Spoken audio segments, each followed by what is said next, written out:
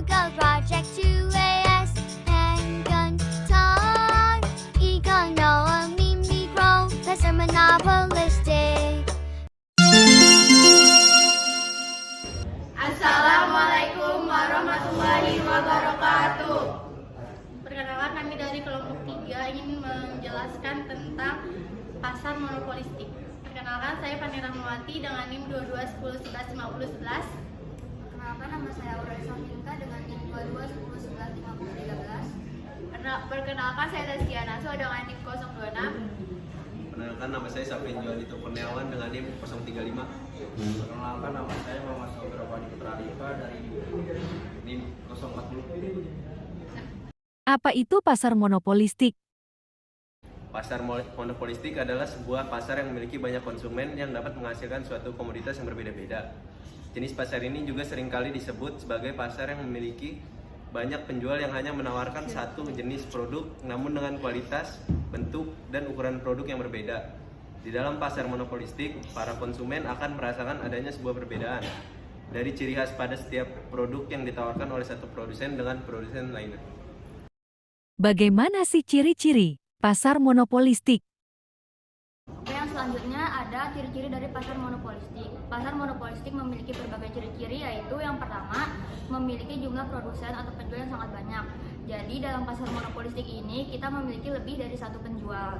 Yang kedua itu ada diferensiasi produk atau dengan lainnya, yaitu produsen menjual produk yang sama namun memiliki perbedaan dalam bentuk ukuran, corak maupun kualitas dan lain-lain.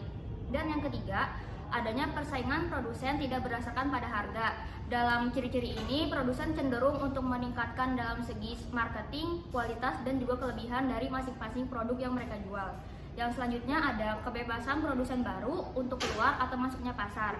Jadi, produsen ini memiliki kekuasaan untuk keluar masuk pasar karena produk yang dijual di pasar ini tidak memiliki kelangkaan, sehingga tidak membuat produsen menyusahkan untuk mencari produk yang lain apabila produsen tersebut keluar dari pasar. Yang selanjutnya adanya perkembangan teknologi dan inovasi.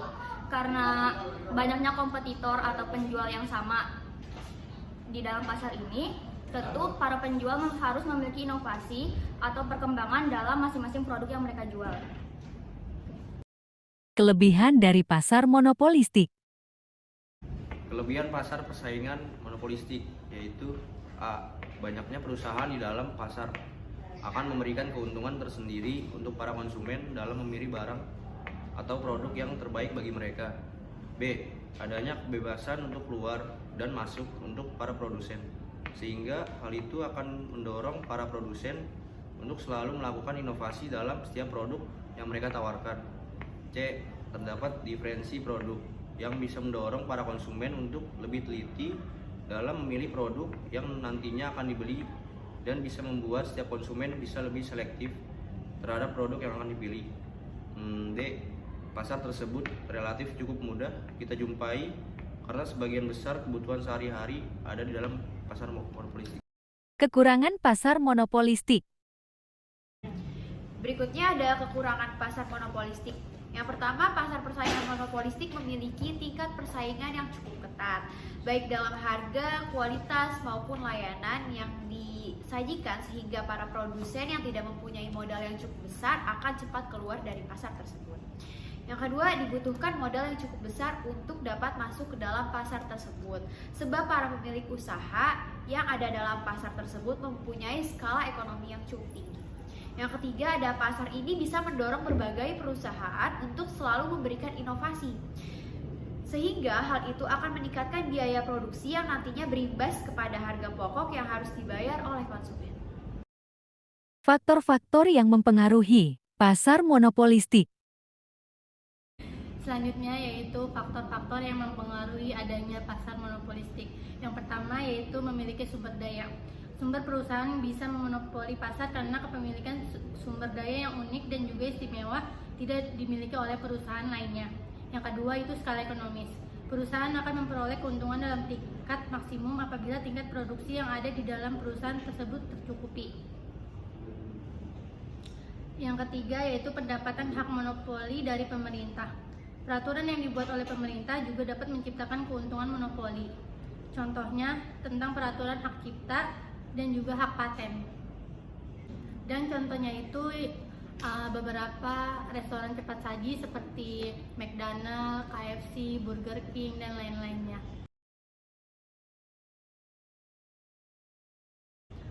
Dalam tugas ini kita mengambil contoh ayam fried chicken. Perbedaan dari segi kemasan.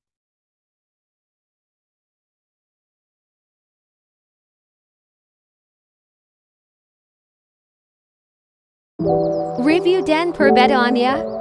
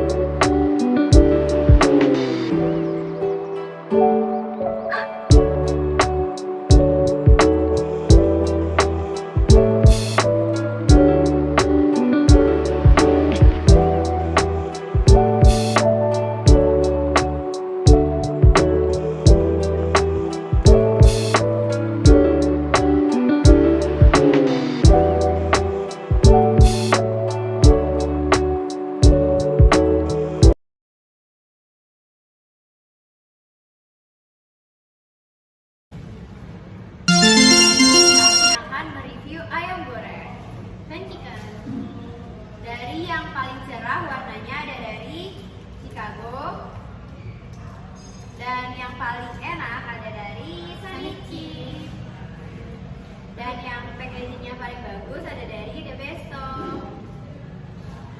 dan harganya yang paling murah ada dari Sunny Chick dan Sabana di harga 11.000. Kami akan meranking satu persatu fried chicken dimulai dari sebelah sini. Ini Sabana ratingnya 9/10. Kalau Chicago 8/10. Kalau The Besto 8,5/10. Kalau Sunny Chick 9,5/10. Dan untuk AGT diberi rating 8/10.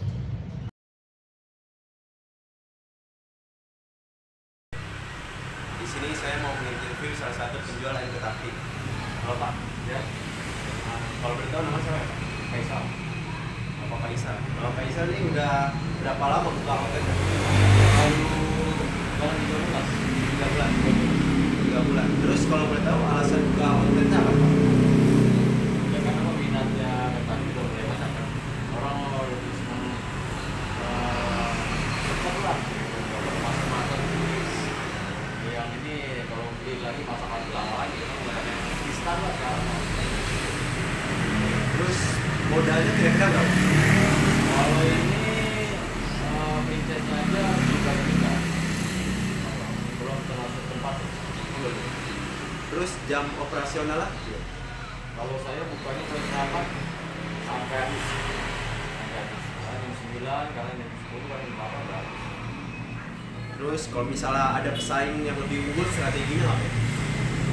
Di sini ada paket sih. Paket satu aja. Itu aja. Saking rasa juga itu kita bagus. Terima kasih Pak. Sekian dari kelompok kami. Apabila ada kata yang tidak mengenakan, mohon dimaafkan. Sebelumnya kami ingin berterima kasih kepada Bu Nani dan Bu Mulia sudah membimbing kami. Wassalamualaikum warahmatullahi wabarakatuh.